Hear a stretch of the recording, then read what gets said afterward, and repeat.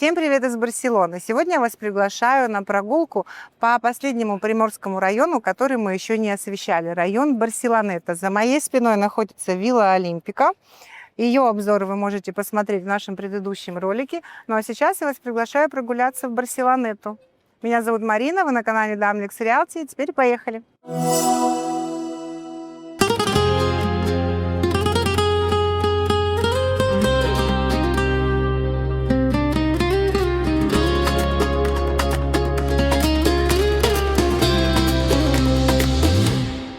Как житель Барселоны с 26-летним стажем, сейчас, наверное, я кого-то удивлю. Но на пляже в Барселоне я была всего лишь один раз. Это было в первое лето нашей жизни в Барселоне. И я сказала, больше никогда. И с тех пор мы всегда выезжали на пляж за пределы города.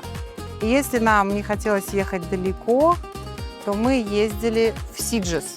35 километров от Барселоны. Кому-то кто-то скажет, боже мой, вы сумасшедшие люди. Но до нас-то недалеко, потому что, когда мы хотели выехать на пляж на целый день, мы уезжали на нашу любимую Коста-Браво, потому что только там самая чистая и самая красивая вода, можно понырять, поплавать и спокойно отдохнуть. Вот это вот все, это красивая картинка. Я люблю здесь прогуляться, меня очень вдохновляет видеть вот этот вот курортный вайб.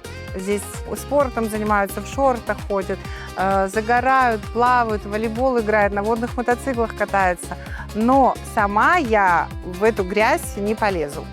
Уж простите меня, есть места и получше. И раз уж мы здесь живем, и у меня есть машина, права, и я знаю все самые секретные бухты и пляжи, но грех этим не воспользоваться. И вас я призываю не лениться, а выезжать за пределы города и узнавать новые места нашего прекрасного региона.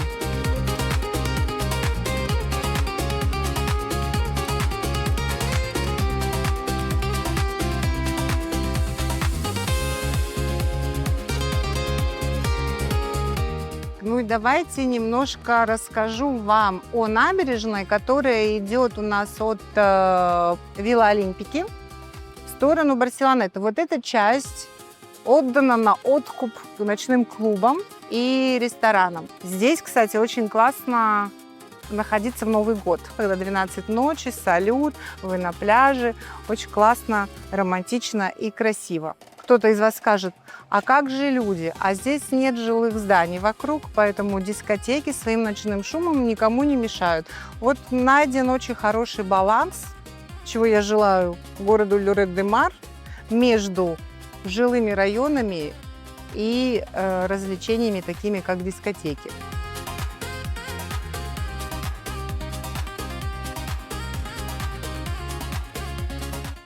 Пока мы с вами идем в сторону Барселонеты, мы специально выбрали именно эту дорогу, чтобы вы увидели, как соединяется Вилла Олимпика и Барселонета.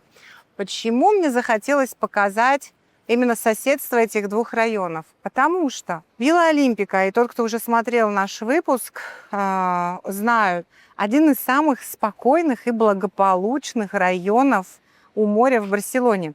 А вот Барселонета самый проблематичный в криминальном отношении.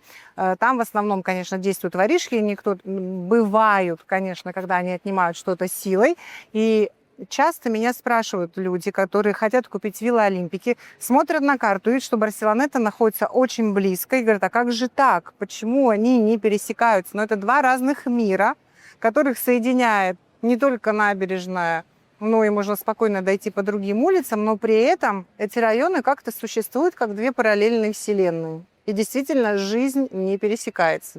За моей спиной Hospital del Mar Барселоны. В этом госпитале людей из реанимации вывозят на кроватях подышать свежим морским воздухом, потому что, как показали исследования, нахождение на улице и возле моря улучшает состояние людей, которые находятся в реанимациях, некоторые из них находятся без сознания. И вот врачам, хвала им и большая благодарность, не лень проделывать эту работу, и они вывозят своих пациентов вот сюда подышать свежим морским воздухом.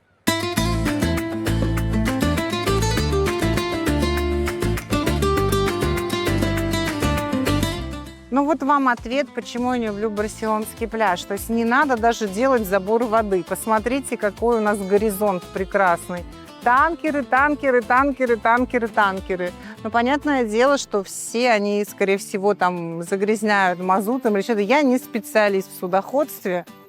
Ну, могу предположить. Ну и вообще море даже видно, что оно грязноватое. Мне, конечно, сказали одни мои клиенты из Сибири, они живут здесь, в Поблану, они сказали: Марина, ты просто зажралась. Нам и такое море прекрасно после нашей Сибири. Они уже много лет здесь живут. Если, ребята, смотрите меня, вам привет. Вот, они ходят на море здесь, вот, а я нет. Вот для меня табу. Ну, а если вы хотите узнать, какие же пляжи мои любимые, смотрите ролик. Он у нас вот где-то здесь появится ссылка, и там вы увидите и поймете, почему я хожу на те пляжи и не езжу на пляж в Барселоне.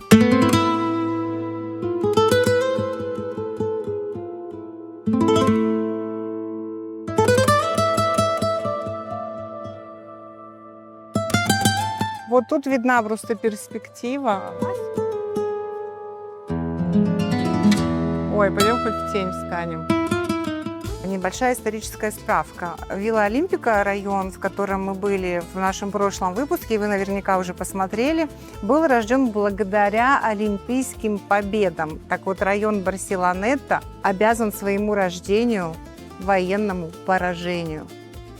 В 1714 году в войне за испанское наследство Испания проиграла, и Филипп V решил построить в Барселоне цитадель, район Сьютаделла, парк, который мы сейчас знаем как Сьютаделла, где находится барселонский зоопарк. Так вот, этот район раньше назывался Ля Рибера, туда входил Борн и Сьютаделла современная. Те люди, которые жили на месте Сьютаделлы, были принудительно переселены сюда, на песчаную косу, и таким образом родился район Барселонета. Впоследствии этот район стал обитаем моряками, портовыми служащими и беднотой. И все дома, которые мы видим здесь, собственно, были построены именно под эту категорию барселонцев. Характерное отличие района Барселонета, например, от Вилла Олимпики, это то, что здесь плотная застройка и нет зелени. Как хорошо было снимать Вилла Олимпик, и как мы сейчас изнываем от жары в Барселонете. Это прям раскаленная сковорода. А посмотрите, какие здесь прямые, ровные улицы. И надо сказать, что этот район в XVIII веке, когда он был образован, был одним из самых прогрессивных в Европе, потому что улицы были спроектированы таким образом, чтобы ветер с моря продувал все улицы, унося вместе с собой нестерпимую вонь, которыми были тогда пропитаны все европейские средневековые города. Вот Барселонета стал первым прогрессивным районом, где был учтен этот момент неприятных запахов в городах. Но при этом, как вы видите, здесь нет ни парков, ни двориков, ни одного деревца. И еще в районе Барселонета есть другой социальный феномен. Именно в этом районе появилось понятие как «un cuarto de la casa», то есть четверть дома. Почему? Потому что именно в Барселонете появились квартиры по 25-30 метров. Людей нужно было экстренно расселить, строились вот такие маленькие квартиры, студии по-нашему. Нигде до этого в Барселоне таких маленьких квартирок не было. Поэтому вот их стали называть «un cuarto de la casa», четверть от дома. Потом они перестраивались, к ним пристраивались еще какие-то дополнительные сооружения. Сейчас во многих зданиях до сих пор сохранились эти небольшие квартиры. Они очень хорошо сдаются туристам. Это, как считайте, гостиничный номер. Поэтому они до сих пор имеют место быть. Несмотря на то, что эти здания были построены в XVIII-XIX веках, конечно, строили все равно для не очень хорошо обеспеченных социальных слоев. Поэтому качество постройки здесь не всегда такое, как, например, в районе Эшампль. Но, тем не менее, повторю еще раз, среди иностранных инвесторов квартиры в Барселонете пользуются неимоверным спросом. То есть здесь спокойно цена за квадратный метр тоже может достигать, например, 8 тысяч евро.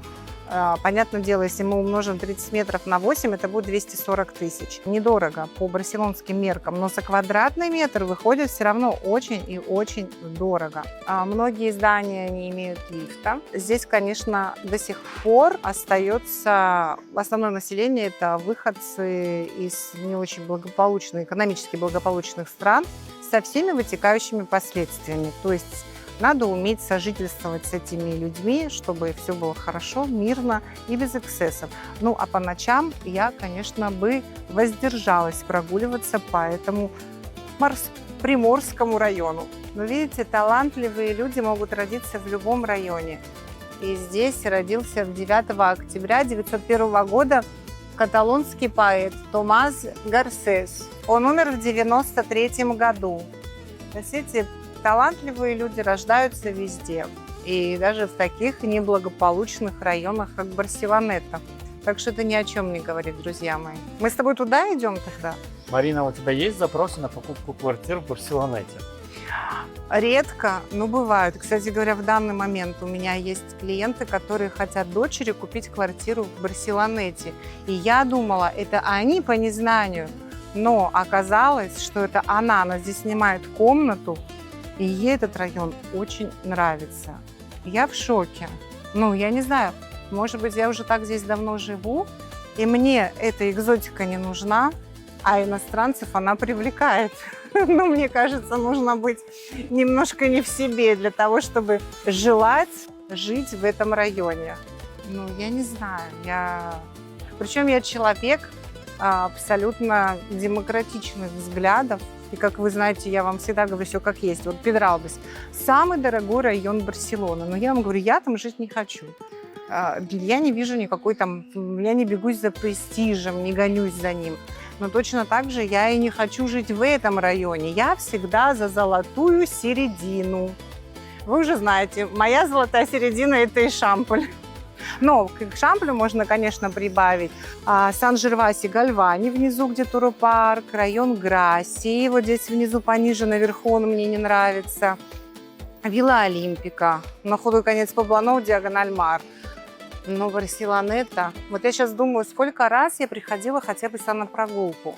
Вглубь района, пожалуй, это может быть 3-й, 4-й раз. Мы по Барселонете гуляем по внешнему периметру, не заходя внутрь. Вот там очень красиво вдоль яхт прогулять, потом на Барселонету, на набережную выйти. Но в глубине у меня нет желания прогуливаться.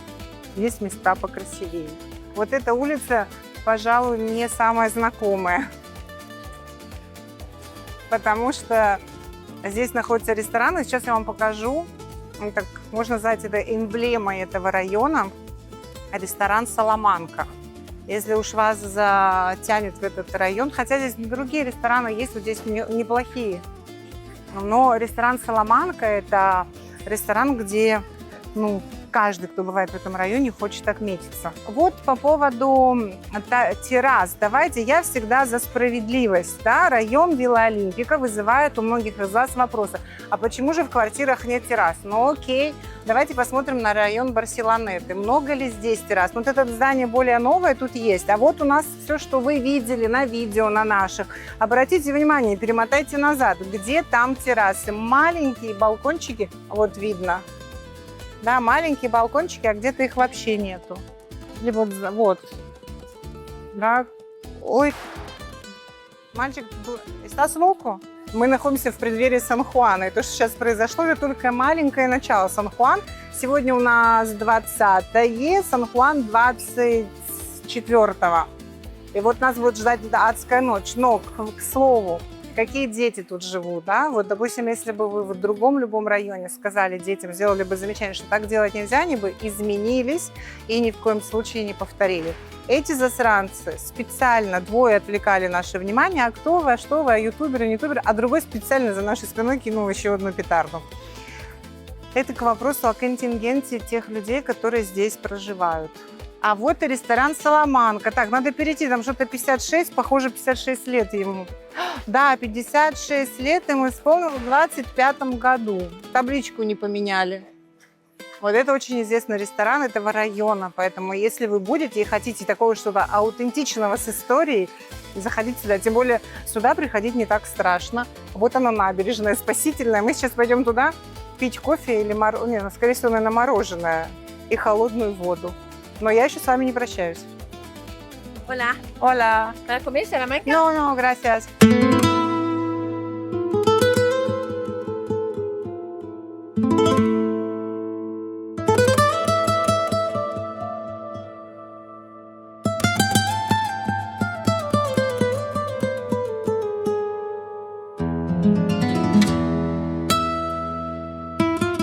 Так, слушай, ну это достойно быть запечатленным. Смотрите на наш счет. 30 евро с половиной мы отдали в баре, вот в этом, на берегу Барселонеты, за 3 воды и 2 шарика мороженого. Ну, честно, мы были в шоке. Я думала, нам подсунули чек другого столика. Я не могла поверить своим глазам, что вода может стоить 4,90.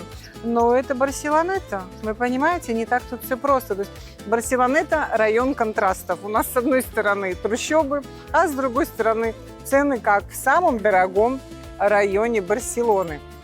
Ну, я уже говорила, это будет лучшая концовка нашего ролика. Если вы захотите получить вот эту долю контраста, обязательно приезжайте в Барселонету. Ну, а с вами была Марина, агентство Дамлекс Реалити, и до новых встреч. Пока-пока!